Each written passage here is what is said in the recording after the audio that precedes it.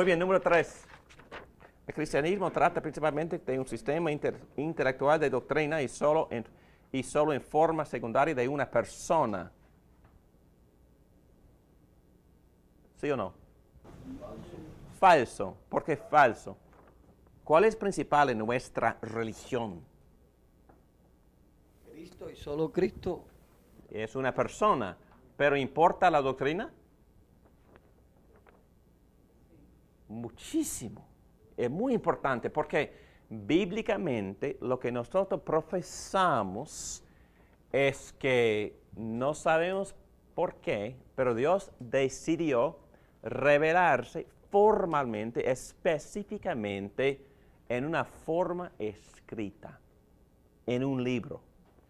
No sé por qué, pero por eso lo que nosotros tenemos en este libro son descripciones correctas, verdaderas de la persona. Descripciones inspiradas, descripciones dadas por Dios. Entonces, se puede conocer a una persona, pero en verdad, para conocer de verdad a una persona, hay que estudiar un poco. Eso también se aplica a la familia misma. Hay que estudiar a sus hijos para que en verdad conocer a los hijos. ¿Y cuántas esposas han dicho, ya no me conoces, ya ni sabes los que son mis intereses? Entonces, no, he estado contigo por 1000 años, ¿qué pasa? No, es que no me conoces. ¿Por qué no? Porque no han estudiado las proposiciones, las descripciones, no han escuchado ¿qué? Las palabras, ni han leído las cartas, ni las notas, ni has estudiado las indicaciones o las expresiones de la persona. Entonces, Dios dice que sí, lo más importante, según esta pregunta, es Dios como persona, y lo más importante en nuestra religión es conocer personalmente a Dios, pero para poder hacerlo verdaderamente hay que estudiar un libro. Interesante. Hay que estudiar la descripción, y esta descripción se llama revelación inspirada, que quiere decir dada, creada por Dios mismo, porque Dios es un Dios que no se esconde. Dios es un Dios que se revela. Y hemos estudiado esto mucho, ¿no? ¿En qué forma o qué método o qué medio ha usado Dios antes de escribir este libro para revelarse? La creación. Y nosotros también somos parte de esa creación, y por estudiar el ser humano, principalmente la conciencia del ser humano, uno puede llegar a ser algunos atributos de Dios, pero para poder llegar a conocer la voluntad de Dios y el plan de redención de Dios y cómo alabar de Dios y cómo vivir una vida con éxito, satisfactoria, que agrade a Dios, hay que estudiar la revelación escrita de Dios. Entonces, hermanos, las dos cosas son sumamente importantes, y por supuesto que sí, conocerlo como persona es más importante, pero en segundo lugar, muy cercano, es la doctrina de Dios. ¿Ok? Entonces, estoy hablando de nuestra fe cristiana, que se basa en proposiciones, oraciones, palabras. Y Jesús nos dice que escudriñemos las Escrituras porque ellas son las que hablan de Él. De Él. Timoteo dice que desde la niñez has aprendido las Escrituras que te hacen sabio, que son útiles para corregir, para enseñar, para instruirte, a fin de que el hombre sea preparado para Dios. ¿Y de cuáles escrituras se habla en ese texto? Está hablando del Antiguo Del Testamento. Antiguo Testamento. Entonces, ¿el Antiguo Testamento nos revela a Cristo mismo? Sí lo revela. Y así conocemos a Dios por medio de Cristo, el Cristo revelado en las Escrituras. Cristo mismo usó las Escrituras ante Satanás, le dijo, escrito está, no solo de pan vive el hombre, sino de toda la palabra que sale de Dios. Así que las Escrituras son importantes. Nos alimentan. Muy bien. Aquí abajo dice, en 38, la página 38, los cristianos de la iglesia primitiva adoraron a Cristo como Dios, ¿sí o no? ¿Y cuál es el texto más famoso que nos enseña eso con claridad? Juan, cuando Tomás dijo mi Señor y mi Dios. ¿Ok? Pero la iglesia más o menos madura en el texto que ya hemos leído en Filipenses 2, ¿qué dice? Hay un himno ahí en ese texto, ¿verdad? Que adora a Jesucristo como divino, como Dios. Y ya hemos leído ese himno. Ok, aquí en página 39 tenemos que depender casi totalmente del Nuevo Testamento y específicamente de los primeros 3 evangelios para nuestro conocimiento de Jesús. Bueno, la respuesta es sí. La implicación son 2, que no hay otras evidencias, es la implicación. Y la segunda implicación es que el Evangelio de Juan no tiene base histórica. Entonces, no aceptamos ni la primera ni la segunda. Entendemos que los 4 presentan muy buena historia, documentación de la vida de Jesucristo, pero también hay otras evidencias fuera de la Biblia. Los primeros cristianos fielmente transmitieron la sustancia y el significado de las enseñanzas y acciones de Jesucristo, aunque algunas pocas imprecisiones han surgido. La respuesta es verdad, pero tenemos que tener mucho cuidado porque tenemos informes fieles de lo que dijo e hizo Jesús. Muchos. La tradición respecto a la tumba vacía, ¿se debe aceptar? ¿Sí o no? Claro que sí. 8. No hay ejemplos de los escritores del Nuevo Testamento que toman las palabras del Antiguo Testamento que se refieren originalmente a Dios mismo y las aplica a Jesús. Entonces, ¿sí o no? ¿Hay ejemplos en el Nuevo Testamento que toman palabras del Antiguo Testamento como se refieren originalmente a Dios mismo? Entonces, que se apliquen a Jesús, diciendo que Jesús era Dios mismo. Sí, entonces, no hay ejemplos, entonces es falso. Entonces, sí hay ejemplos, ¿verdad? Sí, sí hay ejemplos. Y aquí tenemos el ejemplo que se encuentra en el profeta de Joel, capítulo 2. En capítulo 2, Pablo en Romanos 10:13 dice, citando capítulo 2, versículo 32 de Joel, todo el que invoque el nombre del Señor será salvo. Entonces, en capítulo 10 de Romanos, el apóstol Pablo obviamente se está refiriendo a quién cuando dice Señor. A Jesucristo, a Jesucristo, por supuesto que sí, a Jesucristo. Hay que leer el contexto. Pablo dice que para ser salvo uno tiene que invocar el nombre del Señor Jesucristo. Y él está citando el profeta menor que se llama Joel, capítulo 2, versículo 32, y todo el que invoque el nombre del Señor escapará con vida. Muy bien. Obviamente el profeta Joel es del Antiguo Testamento, mucho antes de Cristo, siglos antes de Cristo. Muy bien, número 9, un enfoque de la investigación histórica respecto a los datos bíblicos que no está abierto a lo milagroso es muy limitado.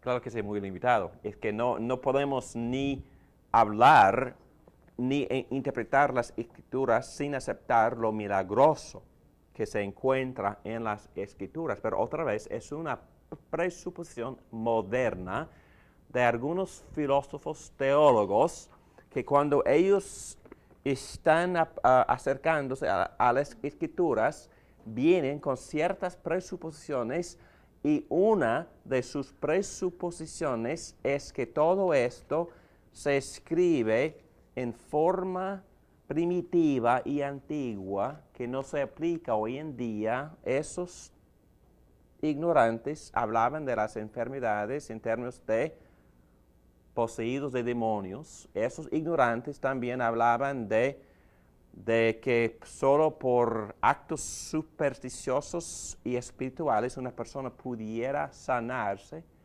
y también por las apariciones de fantasmas. La Biblia habla de resurrecciones, pero todo el mundo moderno, científico, no acepta tales tonterías, por supuesto que no. Y ellos llegan a las Escrituras con estas presuposiciones, diciendo o negando la posibilidad de lo milagroso.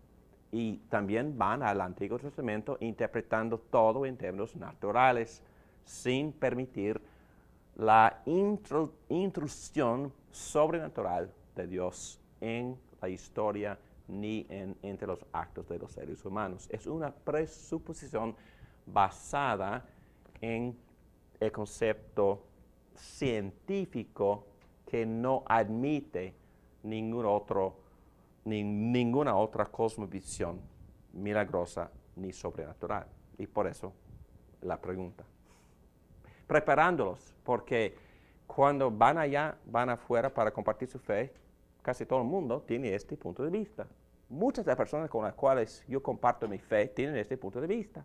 Yo les doy un ejemplo. Hace 2 semanas estuve en el gimnasio hablando con un diácono de la iglesia acerca de la resurrección de Jesucristo, y un amigo de él estaba escuchando la conversación y él me acercó y de inmediato me dio su definición de la resurrección, la cual es nada más vivir ahora en ese momento de manera positiva, optimista. Y estaba casi enojado conmigo por enfatizar lo primitivo con su amigo. ¿Me entiendes? Número 10. Los primeros cristianos consideraban a Jesús tanto como la fuente como el objeto de su experiencia religiosa. Sí. ¿Entienden la pregunta? Entonces, ¿de dónde viene mi experiencia? ¿De dónde viene mis impresiones, el toque divino? Bueno, viene de Dios, ¿verdad? Entonces, la Biblia misma dice que la fe viene ¿de dónde? Del oír. Del oír. Y el oír de la palabra. Entonces, Dios usa lo que Él mismo ha escrito y por medio del cual revelarse. Y cuando este libro se lee o se enseña o se predica, el milagro de la fe brota. Se implanta dentro de uno la semilla de la fe, y ese milagro ocurre usando el medio de la palabra de Dios. Entonces mi experiencia viene de Dios, pero también mi experiencia religiosa enfoca en Jesucristo, en Dios. Entonces Él es como la fuente y el objeto de mi experiencia. Voy a seguir. Número 11. Jesús no estaba preparado para aceptar el título Mesías en el transcurso de su ministerio. Principalmente durante la mayor parte de su ministerio, no estaba dispuesto a aceptar ese título. ¿Por qué? Porque su tiempo todavía no había llegado. No había llegado. Por eso él esperaba ese el momento hasta que llegó su tiempo, el tiempo para entregarse a la muerte para pagar por nuestros pecados. La siguiente pregunta, ¿cuál es? 12. ¿Hubo un tiempo en el cual Jesús no era el Hijo de Dios? Falso. 13. Ya que Jesús actúa como Dios en tantos contextos importantes en el Nuevo Testamento, debemos concluir que Él es Dios. Sí. 14. Jesús tiene que ser Dios y hombre si va a redimir a la humanidad. Pasamos 2 horas hablando de eso la semana pasada y también prediqué sobre eso el domingo pasado. 15. Debemos rechazar las declaraciones del Concilio de Calcedonia. Falso. Eran deliberaciones y confesiones muy importantes de la iglesia con respecto a la persona de Cristo, y si rechazamos esto, estamos rechazando cristología ortodoxa. 16. ¿Cristo provee el más confiable conocimiento de Dios? Claro que sí. Principalmente conocemos a Dios por medio de Jesucristo y conocemos a Cristo principalmente por medio de las Escrituras. 17. Manuel significa que Dios está de nuestro lado y que está presente con nosotros. Sí, correcto.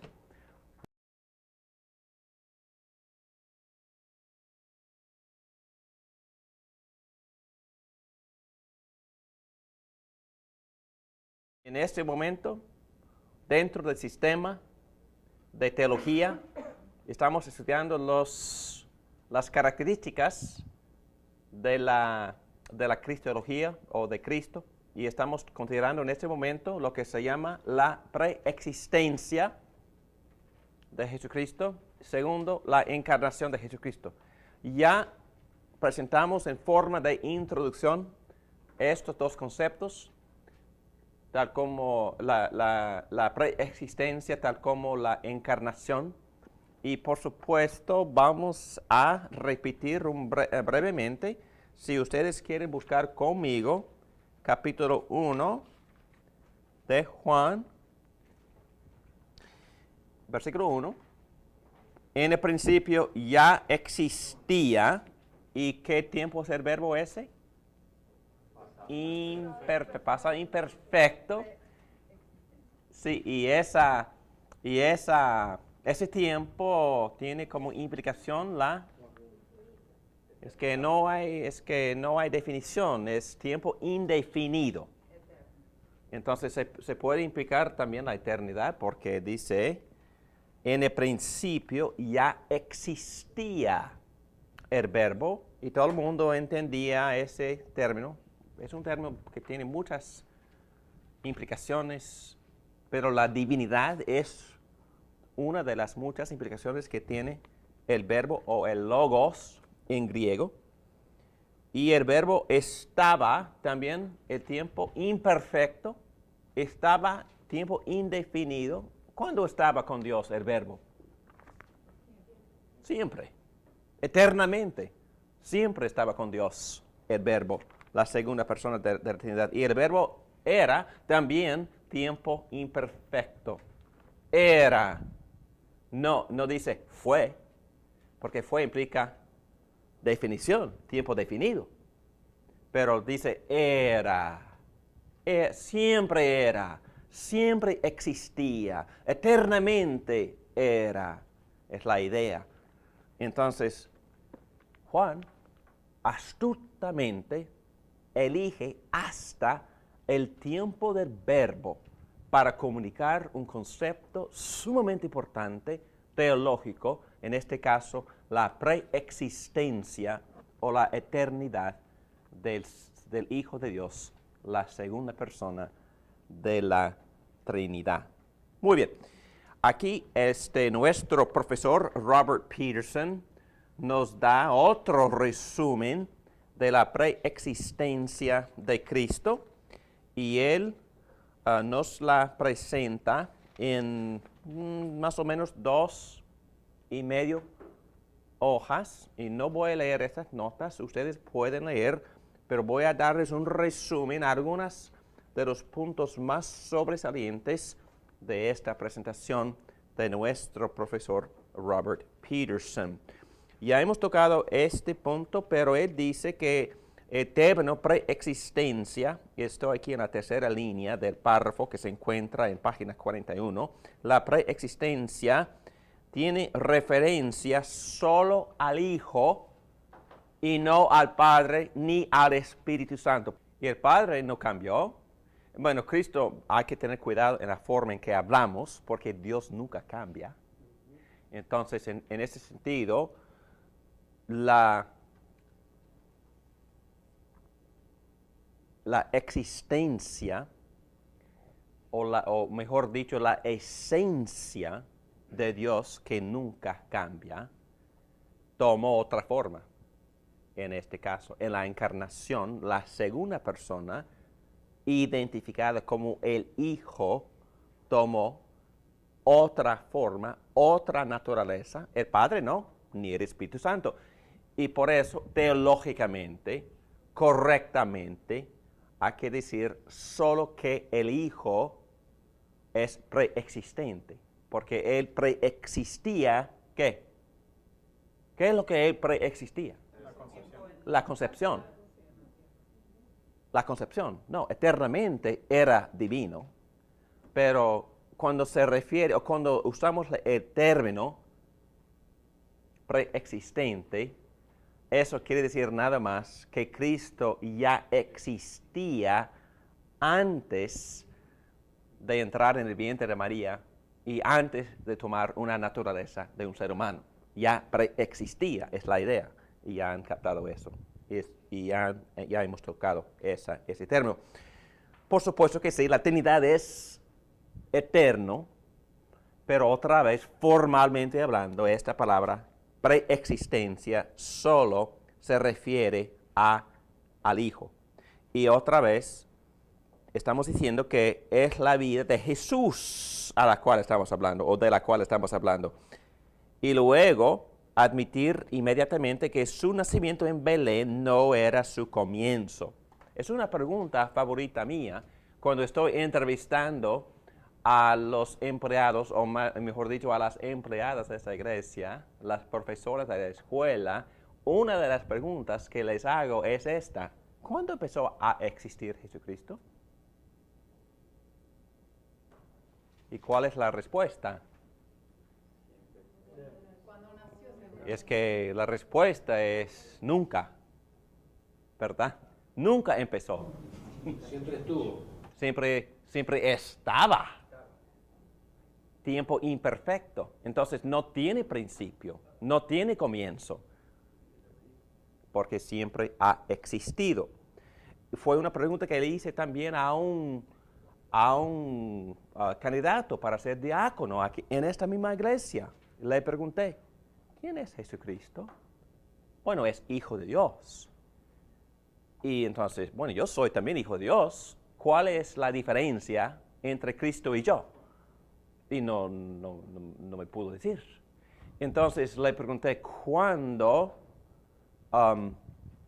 empezó a existir Jesucristo? Cuando se concibió en María. Entonces, ¿existía antes? Me respondió que no.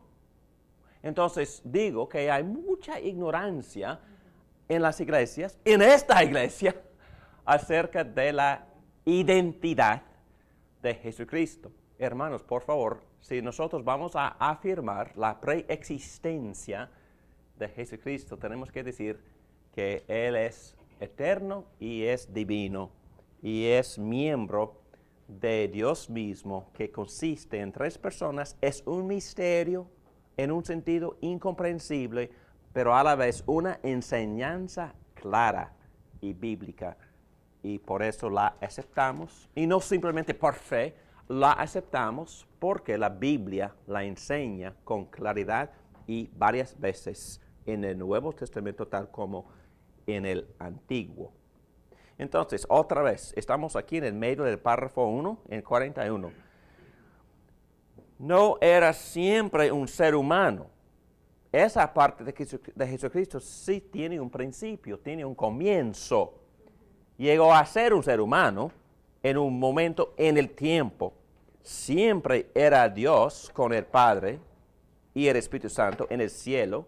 Su estado cambió porque aquel que siempre era Dios, ahora se hizo un ser humano.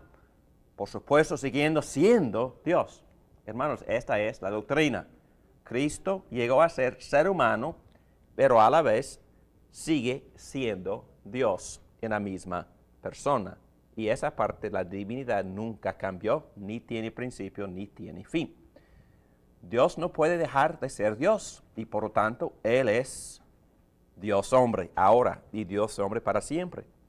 Y una cosa que nos da mucha esperanza y ánimo es que hay naturaleza divina, hay cuerpo humano, donde allá en el cielo, al lado del Padre, a la diestra del Padre, intercediendo por nosotros. Es un misterio muy complicado que en verdad no se puede ni explicar con satisfacción a nadie, pero a la vez nosotros sí podemos quedarnos contentos con por lo menos 5 o 6 cosas acerca de la Trinidad que la Biblia enseña con claridad.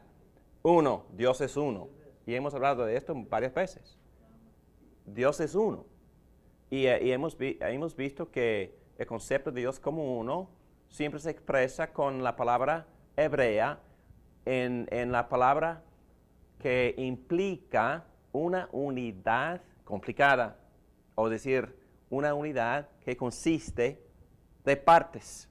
Entonces, hay 2 palabras en hebreo que se traducen uno, y cuando la Biblia habla de Dios como uno, siempre usa ese término que implica partes. Es número 1. Número 2, Dios es uno. Número 2, Dios es una pluralidad. Y por eso los varios textos que dicen, Elohim, nosotros vamos a hacer al hombre a nuestra imagen.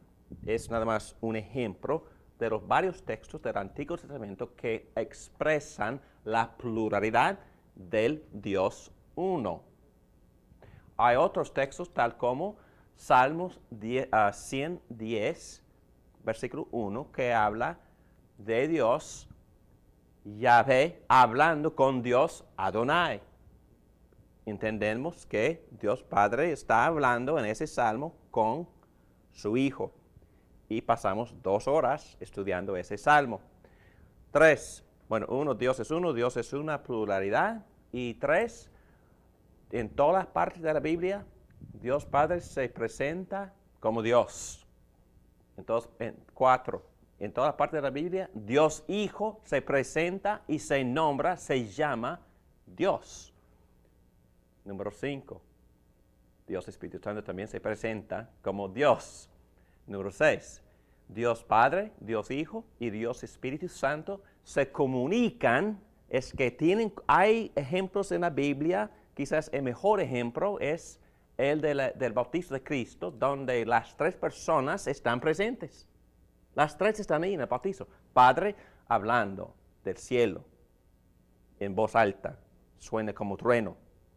Dios Hijo está en la tierra en la forma de la humanidad, pero entendemos que ahí andaba Dios en toda su divinidad, pero también en una sola persona había otra naturaleza, la humanidad, caminando aquí en la tierra, Dios Padre hablando de su Hijo en voz alta, y también está presente, ¿quién más? Espíritu Santo, y hay movimiento, nada más conversación, hay comunicación entre los 3, pero también hay movimiento. Espíritu Santo viene ¿de dónde? Bueno, viene del Padre. Y Él se mueve desde Padre ¿a dónde? Al Hijo, y descansa y llena y le da al Hijo la llenura de la tercera persona para capacitarlo a cumplir con su misión. Y más allá de eso, David Morán no sabe nada. Pero David Morán acepta esos 6 puntos, porque David Morán ve en docenas de textos bíblicos esos 6 puntos. Y por eso yo creo en la Trinidad, no simplemente por fe. Yo creo en la Trinidad porque la Biblia enseña con claridad que Dios es 3 en 1. ¿Lo entiendo? No lo entiendo. Pero dice la Biblia que Dios existe en una sola esencia, en una sola sustancia, pero 3 personas comparten esa misma sustancia y son iguales en poder y gloria y esencia, y hay también autoridad y sumisión dentro de la misma Trinidad, pero eso no tiene nada que ver con la inferioridad o la superioridad, porque nosotros, y ustedes me están escuchando en este momento, por eso estoy ejerciendo lo que se llama autoridad, y ustedes están escuchando muy respetuosamente, pero ustedes son sumamente más superiores a mí. Entonces no hay conflicto, ¿verdad?, entre oficio, entre autoridad y sumisión y lo que se llama papeles o job descriptions, descripciones de trabajo. Pero rápidamente vamos a concluir con estos conceptos. ¿Qué dice Juan 12, Pedro? Juan 12, versículos 37 a 41. A pesar de haber hecho Jesús todas estas señales en presencia de ellos, todavía no creían en él. Así se cumplió lo dicho por el profeta Isaías. Señor, ¿quién ha creído en nuestro mensaje? ¿Y a quién se le ha revelado el poder del Señor? Por eso no podían creer, pues también había dicho Isaías, les ha cegado los ojos y endurecido el corazón, para que no vean con los ojos, ni entiendan con el corazón, ni se conviertan y los sane. Esto lo dijo Isaías porque vio la gloria de Jesús y habló de él. Wow. Ok, esto es muy importante, hermanos, porque Juan está hablando de Jesús, pero ¿cuál pasaje del Antiguo Testamento está citando? Isaías 6. ¿Y qué dice Isaías 6? Dice en Isaías 6, dice así: el año de la muerte del rey Usías vi al Señor excelso y sublime, sentado en un trono. Las orlas de su manto llenaban el templo. Por encima de él había serafines, cada uno de los cuales tenía 6 alas. Con 2 de ellas se cubrían el rostro, con 2 se cubrían los pies, con 2 volaban y se decían el uno al otro: Santo, Santo, Santo es el Señor Todopoderoso, toda la tierra está llena de su gloria. Ok. Entonces aquí dice Juan que Isaías vio la gloria de ¿quién? De Jesucristo. Entonces, un concepto sumamente sencillo que nos enseña este texto acerca de Jesucristo. Que Cristo ya existía. Que Cristo ya existía. Nada más eso. Y lo muestra como Señor. Y lo muestra como Señor, como Yahvé. Interesante, ¿no? Que siempre ese término se usa exclusivamente para referirse a Dios mismo, y especialmente cuando Dios está haciendo una promesa en forma de pacto oficial y formal, prometiendo salvar, redimir a su pueblo por medio de Jesucristo. Entonces es el nombre de su pacto. Vamos a ir a B en la página 43. También se llama la encarnación. Y ya hemos visto en muchos textos, pero principalmente en Juan 1, otra vez, Juan 1:14. Primero, en versículo 1, que en el principio ya existía el verbo, y el verbo estaba con Dios, y el verbo era Dios. En versículo 14, y el verbo se hizo hombre y habitó entre nosotros. En este caso, más allá de la preexistencia, estamos hablando de la encarnación. Y estamos diciendo que Dios llegó a ser un ser humano. Estoy en la 4ª línea, aquí, en B, la encarnación.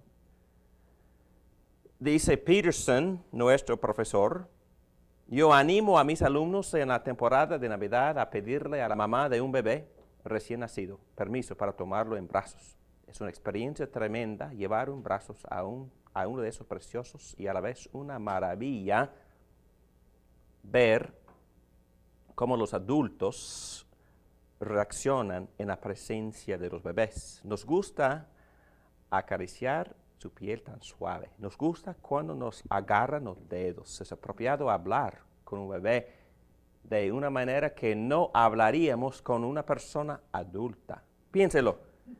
De todas las cosas que hacemos con un bebé, que tan impropiado fuera adorarlo. Piénselo. Los pastores vinieron y adoraron a un bebé. Es una cosa muy rara para nuestros instintos. Más tarde los magos hicieron lo mismo. Pero aquí está la cosa asombrosa. Esos pastores y magos fueron guiados por Dios. Y fue correcto que adoraron a ese bebé. Usted diría, es incomprensible. ¿Es Dios bebé? Pues sin embargo la Biblia no enseña nada menos que eso. Juan capítulo 1. Dice, la luz verdadera venía a este mundo, a aquel que iluminaría a los hombres y mujeres que están en la oscuridad y darles la luz de Dios como ningún mero profeta se la había dado. Porque aquí estaba un profeta que prendería las luces, las que están adentro de los oídos. El Hijo le da vida a quien quiera que desea. Más adelante, el punto es que Él no es solamente un ser humano. Lo que provee continuidad en la vida del Hijo de Dios es su naturaleza divina, que siempre había existido, ¿verdad? Porque su naturaleza humana empezó a existir en el vientre de María, y hemos tocado ese punto. Esa naturaleza no existía antes, la divina sí.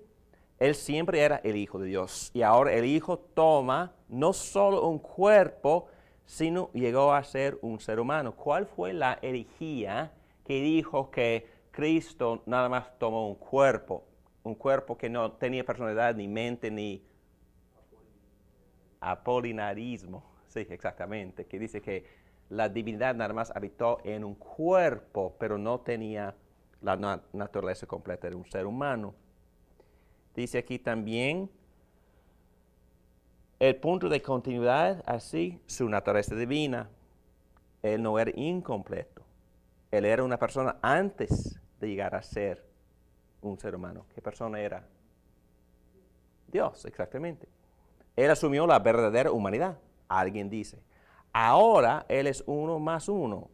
Él es 2. No, no es 1 más 1 en el sentido de que aquel quien es Dios llegó a ser un verdadero ser humano. Nada está faltando en su humanidad. Él no es un ser humano sin una mente humana. Y el logos, o el verbo, llena ese vacío. No funciona así. Este es uno de los misterios de la fe cristiana. De cómo Él podría ser Dios en humanidad y sin embargo ser una persona con 2 naturalezas. Pero 1 más 1 es 1 en términos de persona.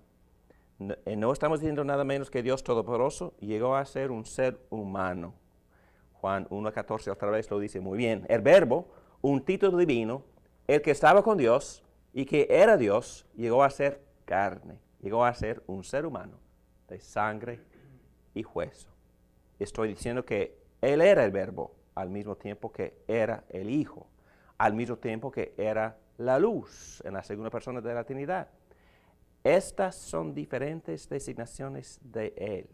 Sí, son diferentes maneras y sí, las agrupamos. Luchamos para hablar inteligentemente de esas cosas y debemos ser cuidadosos en tratar de averiguar lo que hacía la Trinidad antes de la creación del mundo para que no merezcamos lo que dijo Agustín de las personas que no hacían preguntas con buena motivación, sino para burlarse y preguntaban ¿qué hacía Dios antes de la creación? Agustín dijo, lo que estaba haciendo Dios era preparar un infierno para los que hacen ese tipo de preguntas, burlándose. Por lo tanto, no deseamos sondear en los misterios donde no podemos sondear. Pero puesto que la Biblia habla de ciertas cosas que sucedieron antes de la creación y que Dios existía, entonces queremos hacer ciertas afirmaciones básicas, humildemente, sin especular. Y termino con esto. 1. Dios, la Santa Trinidad, siempre ha existido. 2. No hay principio en cuanto a Dios. 3. El Padre, el Hijo, el Espíritu Santo existían desde toda la eternidad. 4. Puesto que Dios es 3 en 1, hay comunión. Comparten el uno con el otro. Por eso hay amor entre las 3. Recordamos las palabras de Cristo en su oración en Juan 17, versículo 24. Padre, me amaste desde antes de la creación del mundo. Oremos, por favor. Padre nuestro, te damos muchas gracias por esta enseñanza tan rica, tan animadora. Gracias que podemos conocerte a través de estas escrituras inspiradas por el Espíritu Santo, que nos revelan a Cristo, que nos hace conocer a ti, Dios mismo. Gracias por este don, por este regalo de las Escrituras. Gracias por estos conocimientos. Gracias por ayudarnos a conocer a Cristo aún más. Gracias porque ya sabemos cómo adorarlo con más efectividad, siendo Dios y un ser humano en la misma persona, con todos sus atributos divinos y con todos los atributos de un ser humano. Gracias por su compasión y simpatía para con nosotros. Gracias por su disposición de sufrir por nosotros y identificarse por completo con nosotros, llamándonos hermanos y amigos. Gracias por su obra redentora que nos salva y nos rescata de nuestros propios pecados. Y gracias por nuestro destino, un futuro buenísimo que nos va a proveer Cristo mismo en su reino eterno. Gracias que tenemos a un Cristo ya sentado en su trono y que ese Cristo también es nuestro hermano con cuerpo, y con hueso y sangre. Gracias que por esto tenemos esperanza de ir allá para estar con Él, para estar con Dios para siempre. Esperamos cuando Cristo viene para establecer permanentemente, visiblemente, el reino aquí en la tierra, cuando el cielo baja y cuando haya una sola realidad con el cielo y la tierra unidos. Gracias, Padre, por estas muy ricas y animadoras enseñanzas. Llénanos, por favor, con tu Espíritu Santo, para que podamos así conocer mejor a Cristo, crecer en Cristo, santificarnos y así madurarnos obedeciendo más y más a nuestro Señor y Salvador, Rey y amigo, nuestro hermano mayor, Jesús. En tu nombre te pedimos todo esto. Amén.